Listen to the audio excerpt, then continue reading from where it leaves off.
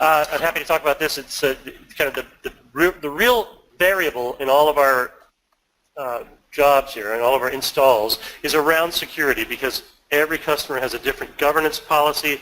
Every customer has a different set of things that their IT groups will impose upon their business users, kind of the tail wagging the dog behavior that we see most often at large companies.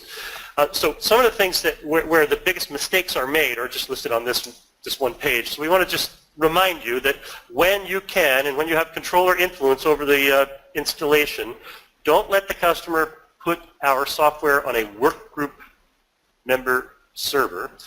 Try to use domains wherever possible. And that's just going to cut down on, but not eliminate, the security-related effort that you have to put into the job. So you want to, obviously from a software services standpoint, you want to get the job done with the minimum amount of excess or unnecessary effort, and so this will save you a lot of time. Just start things off right by making sure that the server's in a domain has been joined properly, and you can authenticate using a domain credentials. Avoid using IP addresses for things like remoting into the server. Make sure that their DNS is working and that the FQDNs are fully qualified domain names that you may eventually use for exposing the website on the internet or intranet or VPN, that they're all resolving correctly and that you can use them interchangeably with IP addresses. IP addresses are really kind of a last resort.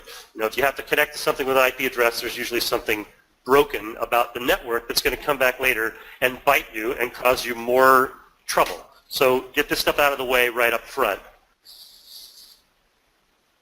For authentication, when you're talking about an individual data source or an individual interface, it's okay for testing purposes, for 5 minutes, but don't leave a person's account information as the login credentials on an interface, because domain policies and password changes will then break that interface in the future, probably not more than 60 days away. So try to get a service account set up for that interface wherever possible.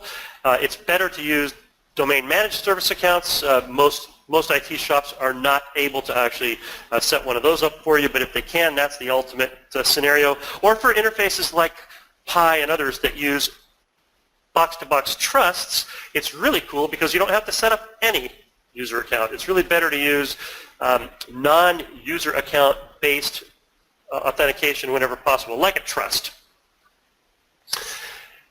So yeah, the next part here, this user service account. There's two kinds of service accounts. There's the network service account. This is the default one in our system, and this is the preferred way to connect between the Visual KPI web server and a remote data source like SQL Box or Oracle or whatever. If you're doing a local connection, for example, the database resides on the same box as the web server, it's a no-brainer. It shows up as the word NT Authority network service, NT Authority / network service. And that is the user name that's the default user on our services and on our application pools inside IIS. So if you're using a local data source, very unusual, but if you are, it's automatic. The network service account is already there. You just need to give read access to the network service account on the database that you're connecting to. If that database is on a remote box, the network service account doesn't appear as the word network service on the wire. It appears as the identity domain / web server name $. So this domain / whatever, let's say, XYZ $, that's going to be what appears in the remote SQL box or the remote Oracle box when you're trying to connect to it at the box level prior to being granted access to a database. So this thing here has to be allowed by that remote box to connect as this system user. It's actually the identity of the box. The NetBUI name here, web server name, is going to be whatever you named that box in Windows. So domain / box name $, is the thing that remote box is going to see as the inbound traffic trying to connect. So step one is let this computer account connect to that remote box using the remote box credentials. That is remote to the remote box, and allow this username to connect to the box. The second step would be then within SQL or Oracle.